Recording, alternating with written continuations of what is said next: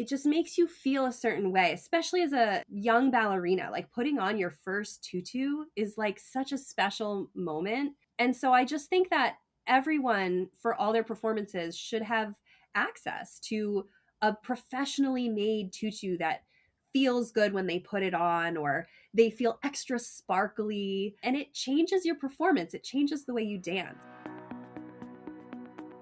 I'm Caitlin, a former professional ballerina turned dance educator and career mentor, and this is the Brainy Ballerina Podcast.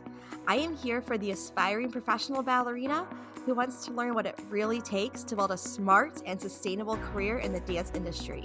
I'm peeling back the curtain of the professional dance world with open and honest conversations about the realities of becoming a professional dancer. Come along to gain the knowledge and inspiration you need to succeed in a dance career on your terms. Hello and welcome to the Brainy Ballerina Podcast. I'm your host, Caitlin Sloan, and I am joined today by Janessa Urwin.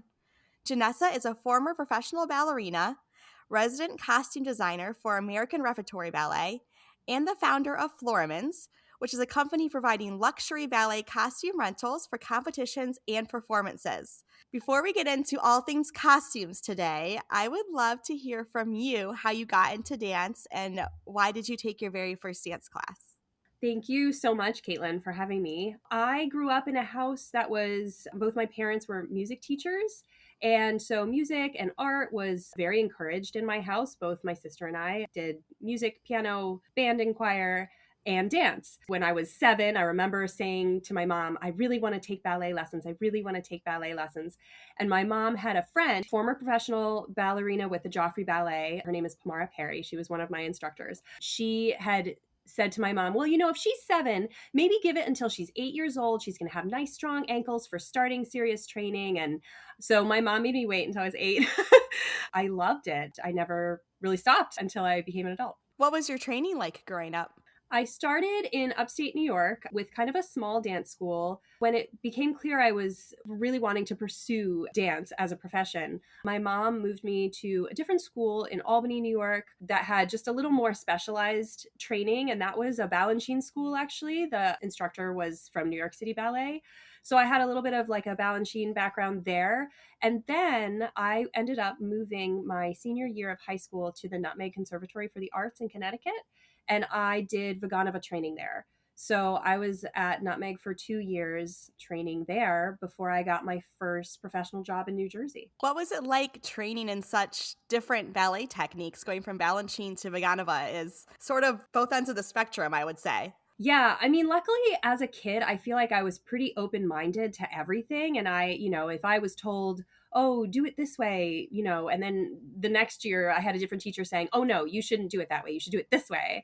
Luckily, most of my instructors explained why certain techniques and certain skills are important to different styles of ballet. I feel like it was actually really beneficial to have kind of more of a well-rounded understanding of different ways to move the body. And I'm so glad that I did have the Vaganova training, because I feel like after learning all the different styles of ballet I had in the past, Vaganova to me felt almost like going back to basics, like back to your beginning scales on the piano. I did really love doing class in that technique. What was your transition like into a professional career? It was a lot different than I thought it was going to be, actually. So I had this vision of, I was going to become a professional dancer and I was going to take class every day in the morning. And then the rest of my days would be spent dancing and rehearsing and performing. And actually, you still have to take a lot of classes as a professional dancer. So when I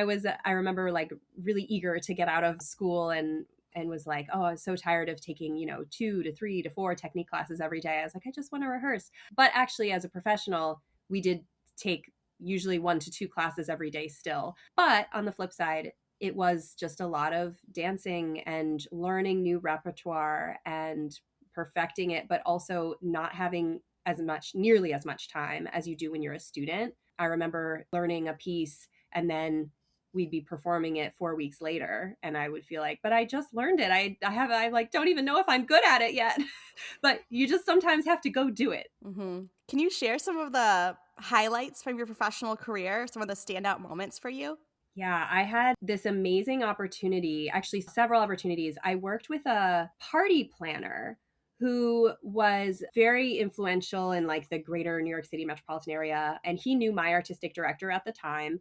And he needed a ballerina for a wedding that he was doing. And he wanted this ballerina to come out of this music box and be like a surprise for the bride. And he picked me.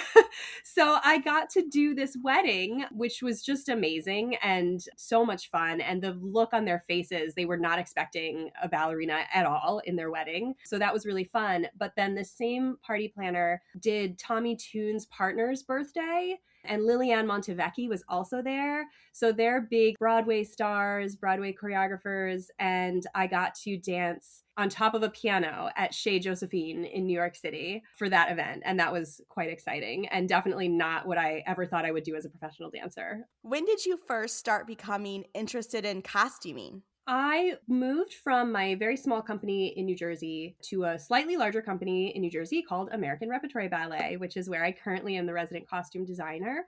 And when I moved into that company, I was dancing, but also wanted to make some money on the side. And I had sewing skills just from school. And as a girl, I enjoyed sewing and making my own clothes. And my mom taught me to sew. And my grandparents bought my first sewing machine when I graduated from high school.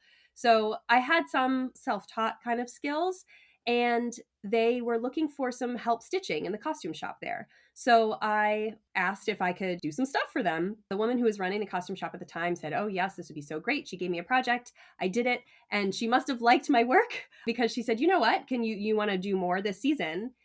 And then as we went through that season, by the time we got to January, she offered me a full-time position as her assistant in the costume shop. And it meant stopping dancing professionally. And at that time, it felt like it was a little scary, but it was a really good time, I think, because I wasn't quite sure where I was getting with my professional career. You know, I wasn't quite good enough to get into like a very big company where I could dance in all these corps de ballets. And then dancing with a smaller company, I just kind of felt stuck and I wasn't really sure what direction my life was going in. So I just felt like I had this opportunity and I took it. So I became her assistant and I worked with her for 2 to 3 years, kind of learned on the job.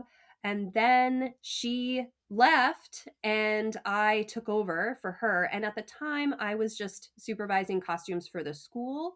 And then there was a colleague that I worked with who supervised costumes for the company. Fast forward a couple years later, she got married and moved to Canada. And so then I became the head of the department. And it wasn't until later we had some transitions in artistic leadership and they brought in Ethan Stiefel as our artistic director. And I worked with him on a couple of projects designing, and I really loved working with him and his design process. So then, after maybe a year or two, he offered me the title of resident costume designer at American Repertory Ballet. So that was such an honor for me to be able to accept that and hold the title I have now. Talking about the design process more that you just spoke of, what does that look like when you are working with a choreographer on a new costume? Do they come with ideas? Do you usually bring ideas? How does that whole process work? A lot of times, as a costume designer, you actually are not doing as much designing or free work as you think you are, or you think you're going to be able to do, but it doesn't make the job any less fulfilling. So, normally, for example, working with Ethan, when he comes to me with a project, he already has an idea of kind of what he wants the project to look like. Maybe he has a feeling of the style or has a feeling of the colors or has an idea of the story. And so what he's looking for from me then is to take kind of his general ideas and funnel them into like a more specific style. And that to me is like one of my most favorite parts of designing because it means I get to take his ideas. So I have a place to start and then I go and I do research. And research is, you know, sometimes if you're doing a period ballet that's set in a certain time period, you do all kinds of research on that time period. But even if you're doing something more abstract, I still like to do a lot of research in terms of looking at runway shows or looking at nature or whatever the theme kind of is to help me have a direction and take some abstract ideas and then make them accessible for the audience. They understand what they're looking at and they're not just seeing random clothes on random people. So the research part of the design process is really fun. And then after that, I usually make some mood boards maybe, which is kind of a general, oh, I have some photos that kind of show where I'm going. And then if those get approved, then I'll actually go and do a sketch for each character. I'll find fabric swatches. Then it snowballs and it takes off very quickly and the deadlines come up really quickly and you have to make all the costumes and you have to source all the people who are going to help you sew and you have to make all the headpieces and accessories and dye tights and match shoes to the tights, and it's a whole process. And it doesn't start at opening night. It goes through the weekend, usually through the first weekend. Do you find that you're making a lot of adjustments and like little things throughout an entire performance run? Normally, by the time we get to opening night, I don't change too much about the designs necessarily. And by then, my fantastic wardrobe supervisor has done a great job of fitting everybody and everyone feels good in their costume. Their costume fits really well. But on occasion, we'll have things rip, things get stained. Or a lot of times what happens with tutus, a lot of people don't know this, the bodices, as they get warm and sweaty, they stretch out.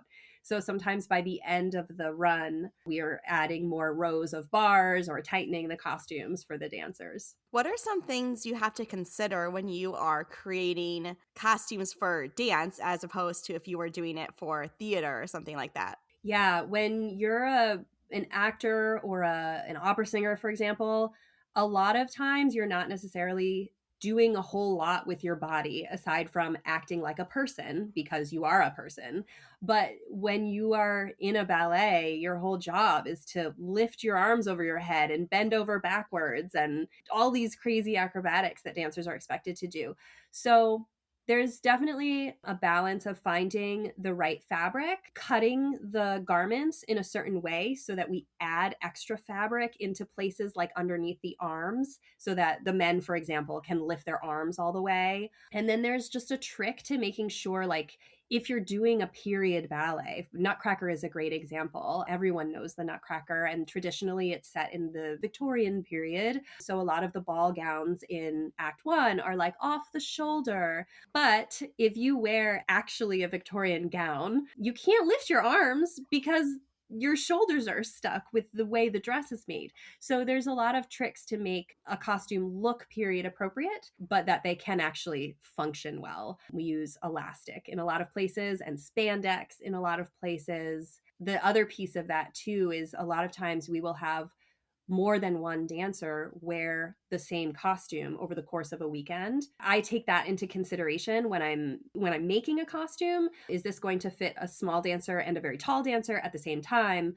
What adjustments need to be made on the inside of the costume so that we can accommodate that later without having to do crazy alterations in between every show? One thing that I think is really cool about ballet is that costumes do tend to be worn and altered and passed down through lots of generations. Can you talk about the tradition of costumes just being passed down or even traded between companies? Ballet costumes are very expensive to make. They're very intricate, and also there's a very specialized skill set that it takes to make ballet costumes versus regular clothes or theater costumes or something like that. That's why ballet costumes can sometimes be hard to find or really coveted by companies in general. At American Repertory Ballet, we make a lot of our own costumes, but we also rent a lot from other companies, and they rent from us too, because it's kind of a way to help each other in terms of our costs and the people we know who are really talented making these things. There's something really, really special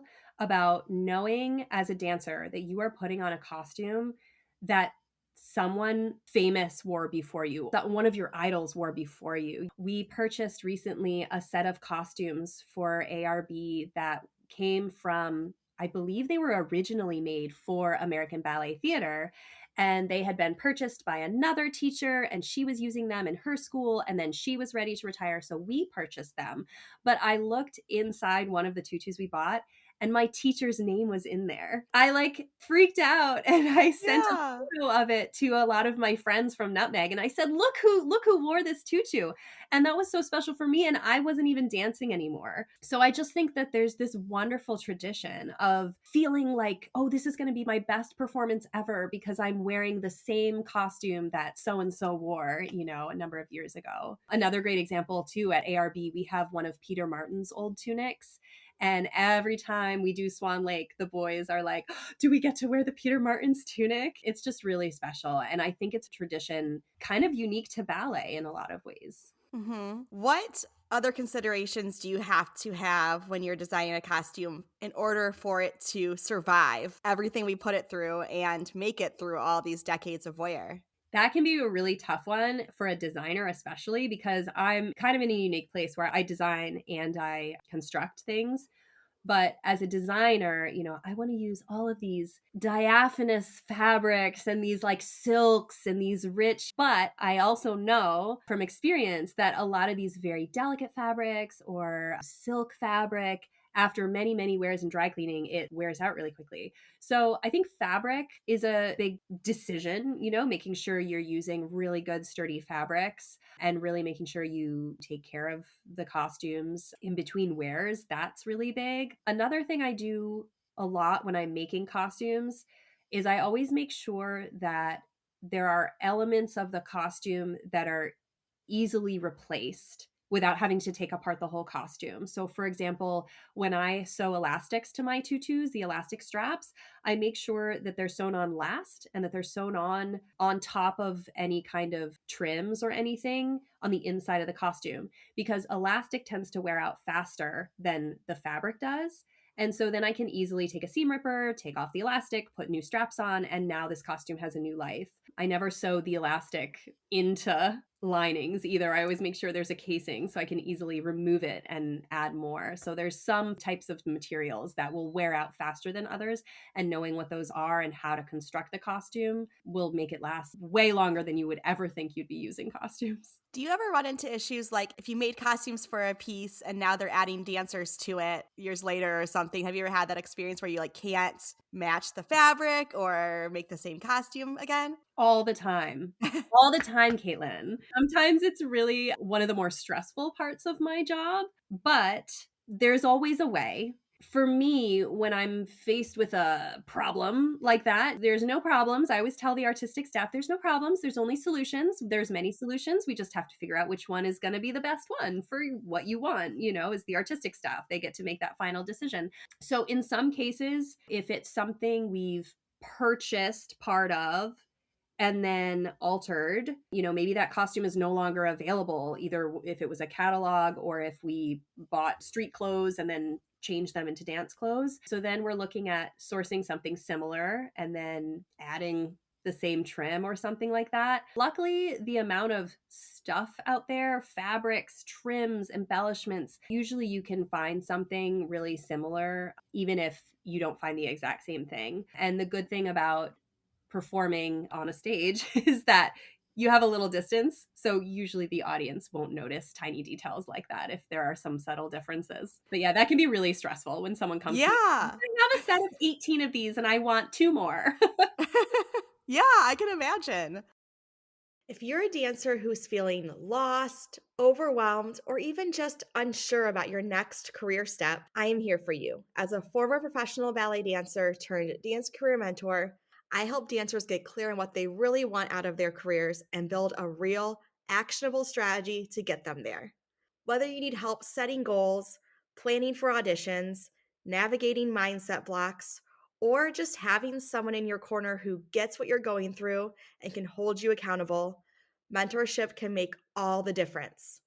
If you're curious about whether working with a dance career mentor is the right fit for you, I offer a complimentary career consultation so we can talk through your unique goals and challenges.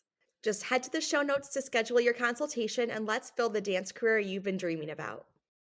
I want to talk about Florimund's a little bit more today. So can you share with us what inspired you to found Florimund's? At American Repertory Ballet, we have a huge costume stock. One of the things I notice about me, part of my job, is when other companies contact me for rentals, that's my job to like respond to them and find what we have and, mail it out. But a lot of times it happens during really stressful times, like where we have a show coming up and I'm sewing or I'm doing all these fittings and, oh no, but I can't forget to go get the rental for this company who needs it. That happened like several times in a season a number of years ago. And I remember having this thought like, man, we just need a company that just does rentals, like, and that's their job. So then that kind of sparked, I guess, the idea. And I was like, I have the skills to make tutus and costumes and also acquire other things and kind of make this collection. And so it wasn't really real for me until last summer. I had time. I only am contracted with the ballet company for a certain number of weeks in the year. So in all the other off season, I was kind of like, I need to stay busy. I want to make tutus, but there's no point in me sitting at home and making tutus if no one's going to wear them.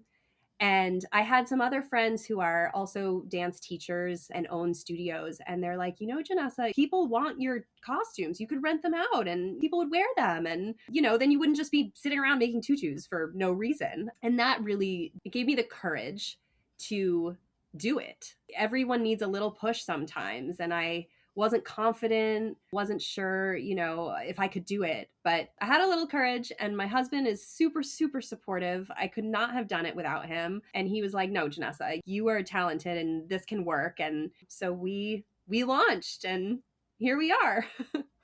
Can you explain to us a little bit more of the structure of how the tutu rental process works, like the really practical side of it? Yes. A lot of times, if you do find places that will rent you costumes or companies or something, it's all kind of you reach out to them and see what they have, and then they have to get back to you, and then you have to see if they even have your size. And then it's like, well, here's the costume, but none of the accessories are with it. So you got to source your own tights or you got to source your own headpiece or whatever it is. And I really wanted to eliminate all of that and just make it really easy. People today are really savvy. They're on their phones. They're on the internet. They book things all the time really easily online.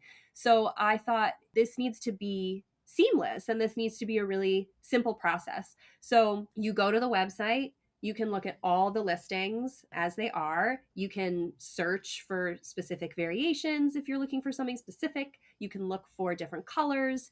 And then each item is sized. I measured everything and I have a size chart that I've developed. So it's fairly easy to find something in your size. And then you book it right online. You either can do a 1 week rental, a 2 week rental, or a 4 week rental. You pick your weeks. You make sure it's available and then you book it and you check out and that's it. And then we ship you the costume. And the price of the costume includes the shipping, the cleaning, the accessories, everything you need. You'll receive a full costume in the mail that you'll use for your performance or whatever it is. And then you just slap your prepaid shipping label back on the box when you send it back. And that's it. And you're done. And we're trying to keep it really easy for everyone so that they just have to focus on their performance and they don't have to stress about the costume. I love this. I mean, as a former school director, I'd put on performances, and a lot of the times it is more fairly easy to get costumes for like the younger kids, and you can get kind of the baby tutus for them and that kind of thing. But for your lead dancers, you want really nice costumes. And so to have this option where I could just be like, okay, I'm doing Swan Lake, I need a couple of tutus for that would be amazing. Or for competition season too, I think it's so great on your website how you have it listed so clearly when every single competition is, when you need to put in your order by to get your costume if you want it, if it's available for that weekend. Like, it's just so seamless and easy to use. And I really appreciate that because everyone's doing so many different things. And to make that just an easy process is huge for teachers, dancers, parents, everyone. Yeah. That's the hope. That's the hope, is that we kind of take the guesswork. You need a beautiful costume for your, your sugar plum fairy and the Nutcracker. You just book it when you need it and it'll arrive safely and you can send it back without a big hassle and you're done. Why do you feel it's important as a dancer, as a costume designer, that all dancers have access to beautiful, well-made costumes to wear? Costuming is such an important part of a performance. It's easy to kind of forget about it a little bit because unlike sets and lighting, Costumes are clothes that people wear, right? Everyone wears clothes. Everyone is like, well, it's a costume. You put it on and you go dance. But it can be so much more than that.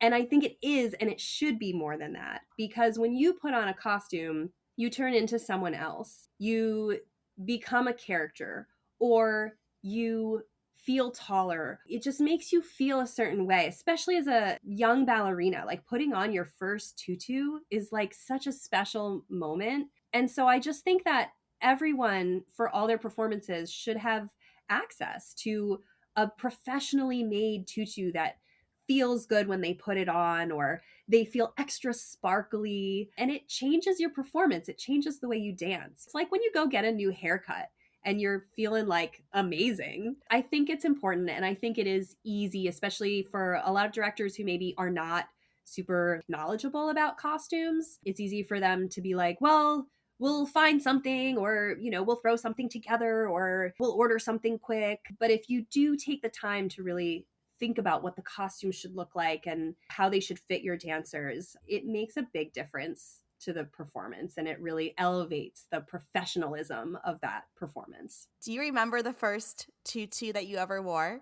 I actually don't. Isn't that terrible? I was just thinking too, like, do I remember my first tutu? I think it was Lilac Court in Sleeping Beauty, but I'm not 100% sure. I remember one of my most favorite costumes I wore was when I was dancing at Roxy Ballet in New Jersey, and I was the Dewdrop Fairy and the Nutcracker that year. And the wardrobe supervisor had made a brand new tutu, and it fit me so well. And I remember putting it on and feeling like totally like the Dewdrop Fairy. I was like, oh, this is it. I've got it. I've got it. And that piece is really hard. I mean, Waltz of the Flowers is long, and I couldn't breathe by the end. I mean, we were running off stage at the end after the bows, and there was some volunteer moms. I was like dying, and they were like, let's unhook you so you can breathe.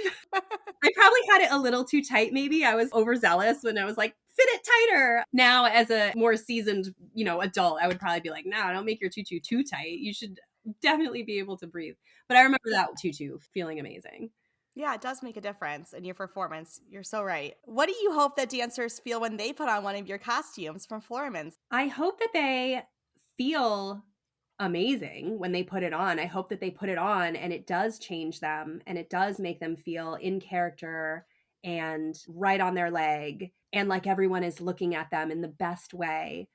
But I also want them to not feel the costume, and to put the costume on and just become the dancer that they know they can be, that they want to be, that they envision themselves to be. Because the best costumes do kind of fall away when you're in the moment and you're actually like dancing your variation or your pas de deux or your corps de ballet piece, whatever it is. The best costumes just kind of become part of you. So I hope that dancers get to put on one of my costumes and also experience that for themselves too, because that's a really special feeling. If dancers understood one thing about costume design from your point of view as the designer, what would you want them to know? I want them to know that when you look at a costume up close, all of the beautiful, beautiful details that you're looking at, or maybe some of the flaws that you're looking at, all go away under lights and with distance. And so the way a costume looks up close versus on stage can be very different. Now, I have a lot of experience in this. So when I design a costume and I construct a costume, I make choices specifically so that when we see it from far away or we see it under lights, we see it the way I envision it to look. But at the same time, no one wants to look at a costume that is stained and falling apart and old up close. So I always try to make sure there are some really beautiful elements that are small, that are going to disappear on stage, but the dancer knows that they're there and the artistic staff knows it's there. But yeah, a lot of small things that you might be worried about as a dancer if you see a costume and you're like, oh no, but it's missing a crystal in this one spot.